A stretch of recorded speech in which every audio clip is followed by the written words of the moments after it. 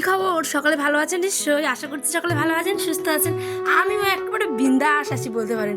যাই হোক, আজকে একটা নতুন ভিডিও নিয়ে হাজির হয়েছি আমি, উত্তর দিনাজপুর থেকে পায়েল। আশা করছি আপনাদের ব্লগটি ভালো লাগবে। প্লিজ প্লিজ প্লিজ শেষ অবধি দেখবেন, আর ভালো লাগলে কিন্তু অবশ্যই আমার চ্যানেলটি সাবস্ক্রাইব করবেন এরকম নতুন নতুন ভিডিও দেখার জন্য। কারণ আপনাদের ভালোবাসা ছাড়া যেমন আমি কিছু না, ঠিক তেমনই আমার ব্লগগুলো আপনাদের ছাড়া একেবারে অসম্পূর্ণ। চলুন দেরি না করে শুরু করছি আজকের নতুন ব্লগ। সকালবেলা উঠে উঠোন বাড়িতে ঝাড় দিতেই হবে, তাই না? গৃহস্থী বাড়ি বলে কথা। আর গ্রামের বাড়িতে দেখবেন বিশেষ করে বড় বড় উঠান হয়, আর আমার জান যায় এই উঠোন ঝাড় দিতে দিতে। চারিদিকে এত গোয়াল ঘর করো, মুরগি ঘর করো, এটা করো সেটা করো, আর ঝাড় দিতে দিতে একদম কোমর লেগে যায়। কি আর বলবো, তা বলে তো ঝাড় দেওয়া থামবে না, ঝাড় তো দিতেই হবে। পুরোটা যদি শেয়ার করতাম অনেক বড় ভিডিও হয়ে যেত, অলরেডি 7 মিনিটের হয়ে গেছে। তাই পুরো উঠান ঝাড় দেওয়ার পরে চলে এসেছি কলতলায়, কলতলাটা ঝাড় দিব।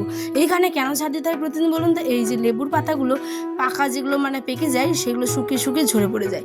তো সেই কারণে এখানে একটা বিচ্ছিরি বাজে লাগে আর কি দেখতে। তো এখানেও ঝাড় দেওয়া হয়ে গেলো, এবার যাবো হচ্ছে ঘরের দিকে। আর হ্যাঁ, আজ কিন্তু বৃহস্পতিবার। আজ আপনারা কিন্তু শুক্রবার ঠিক 5টার সময় ব্লগটি পাবেন। তো আজ বৃহস্পতিবার মানে আমাদের গ্রামে কিন্তু উৎসব। প্রত্যেক বৃহস্পতিবার এই উৎসবটি কেন হয় সেটা আজকে ব্লগে বলবো। তার আগে দেখুন, এই যে উঠানটা বলছিলাম ঝাড় দিব, এই ক্লিপসটুকু পরের দিকে চলে এসেছে। যাই হোক, কিছু মনে করেন না প্লিজ। এখানটায় আমাদের এই যে লালু বসে টুকটুক করে দেখে আছে, আমি এখানে ঝাড় দিচ্ছিলাম।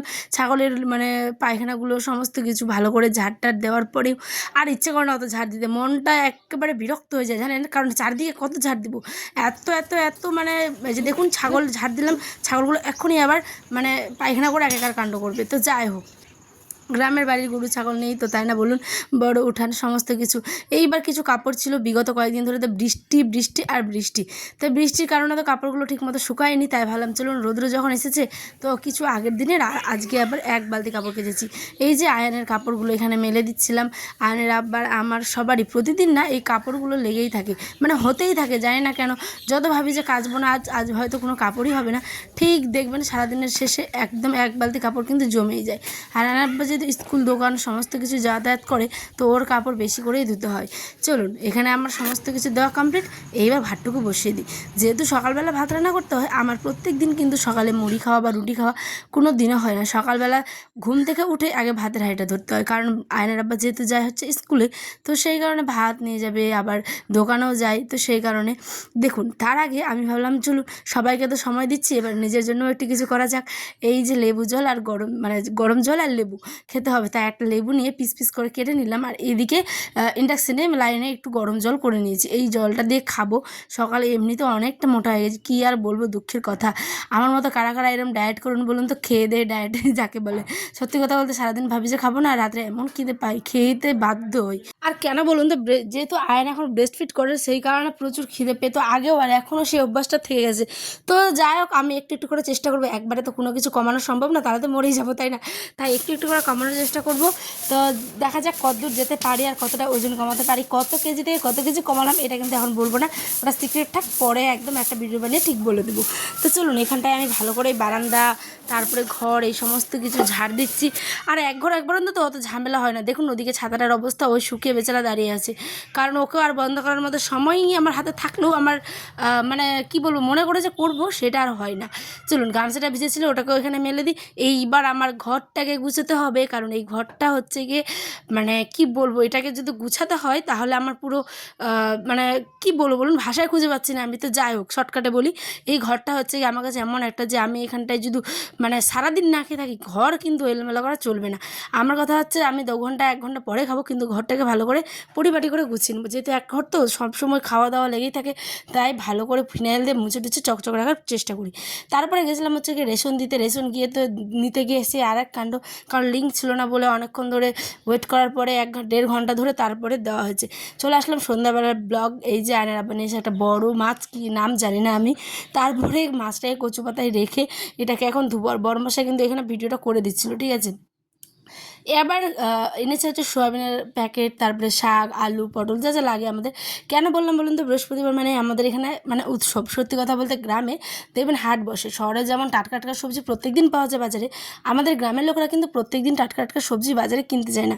সেই একটা মানে খুব দরকার পড়লে রেয়ার, তারপরে না হলে কিন্তু নইলে কিন্তু এই বৃহস্পতিবার হাটবার।